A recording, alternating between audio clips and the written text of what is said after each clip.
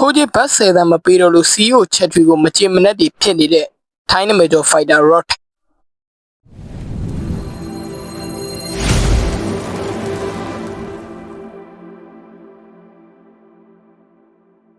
အားလုံးပဲမင်္ဂလာပါ Marshall Academy Channel ကနေပရိသတ်အားလုံးကြိုဆိုပါရခင်ဗျာကျွန်တော်တို့ Marshall Academy Channel ရဆိုရင် MMA လောကရဲ့နောက်ဆုံးသတင်းတွေ One Championship UFC အစရှိတဲ့သတင်းတွေနဲ့မြန်မာကိုယ်စားပြု fighter တွေရဲ့ထူးခြားတဲ့အကြောင်းအရာတွေကိုနေ့စဉ်ပုံမှန်တင်ဆက်ပေးနေတဲ့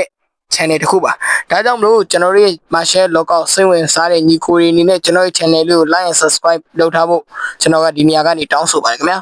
ဟုတ်ကဲ့ပါခင်ဗျာကျွန်တော်ဒီနေ့ပရိသတ်တွေစီကိုပြောချင်တာကတော့ထိုးကြီးဘတ်ဆယ်တန်းမပြီးတော့လို့ဥက္ကဋ္ဌချက်တွေကိုမချင်မနှက်ဖြစ်နေတဲ့ Time Fighter ရော့ထိုင်ရဲ့အကြောင်းလေးကိုပြောကြပါလိမ့် One Championship ရဲ့မွေထိုင်းမှာထိုးကြီးအများဆုံး fighter လို့ပြောရင်အားလုံးလည်းသိမယ်ဒီနေ့ ရော့ထိုင်ပဲလို့ပြောလို့ရတယ်ရော့ထိုင်က One Championship မှာလည်းတကယ်အကောင်းဆုံး fighter တွေကစီးဝင် fighter စွမ်းဆောင်ရည်ကလည်းတကယ်ကောင်းတယ်ပြီးတော့ record ဘိုင်းကလည်းတကယ်ကောင်းတယ်ပရိသတ်ဝင်ရမှုလည်းတော်တော်များတဲ့ fighter One Championship မှာအရှိတောင်အာရှပရိသတ်တွေကမကပဲ American ထိအဲ့လိုမျိုးကမ္ဘာရဲက international fan တွေက Rotten ဆိုရင်သိကြတယ်ဒီလောက်ထိ Rotten ကမွေထိုင်းလောကမှာတတ်တန်ငယ်ပေမဲ့ဩဇာလွှမ်းမိုးမှုကြီးတယ်လို့ပြောလို့ရတယ် Rotten ကို CEO ချက်တွေကပြီးခဲ့တဲ့နှစ်တွေတုန်းကဘတ်10တန်းပေးခဲ့တယ်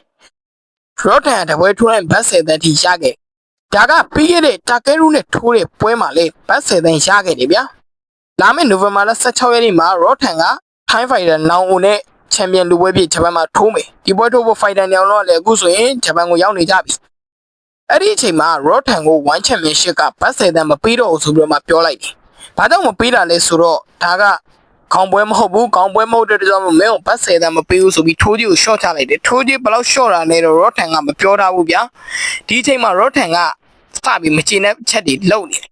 လုံးဝမချင်တဲ့ဘူးဗျာသူ့အနေနဲ့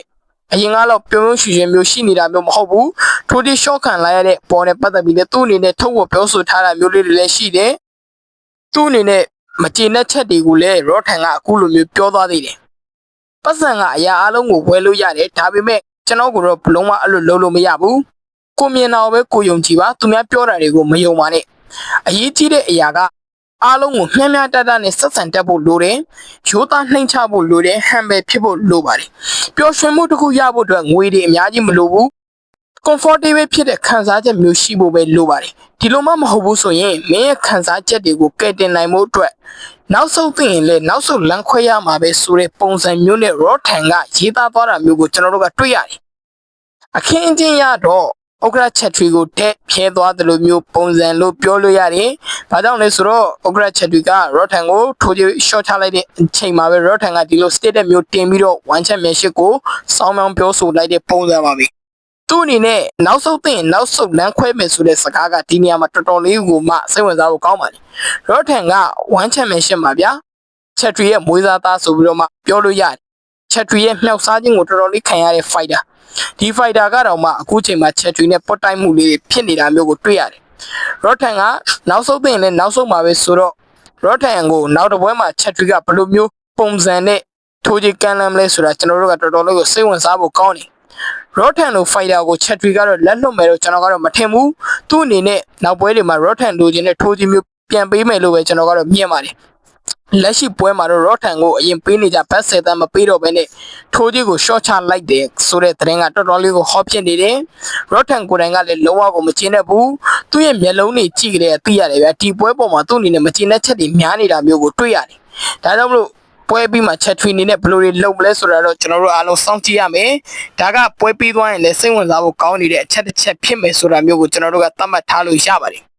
ဟုတ်ကဲ့ပါခင်ဗျာဒီနေ့ပြောချင်တာတော့ဒါပါပဲချက်ထွေနဲ့ Rotten နဲ့ကိစ္စမှာပြဿနာလေးဖြစ်နေတဲ့အကြောင်းလေးကိုလာရောက်မျှဝေပေးတာပါနောက်ရက်ဒီမှာလည်းကျွန်တော်ရဲ့ Marshall Academy Channel တွေအခုလို MMA နဲ့ပတ်သက်တဲ့သတင်းတွေ One Championship UFC စရှိတဲ့သတင်းတွေနဲ့မြန်မာကိုယ်စားပြု fighter တွေထူးခြားတဲ့အကြောင်းတွေကိုနေ့စဉ်ပုံမှန်တင်ဆက်ပေးနေမှာဖြစ်ပါတယ်ဒါကြောင့်မလို့ Marshall လောက channel တဲ့ညီကိုတွေအနေနဲ့ကျွန်တော်ရဲ့ channel လေးကို like and subscribe လုပ်ထားဖို့မြတ်တဲ့ခံကြပါတယ်ခင်ဗျာပရိသတ်တို့ထူးဝဲကျေးဇူးတင်ရှိပါတယ်ခင်ဗျာ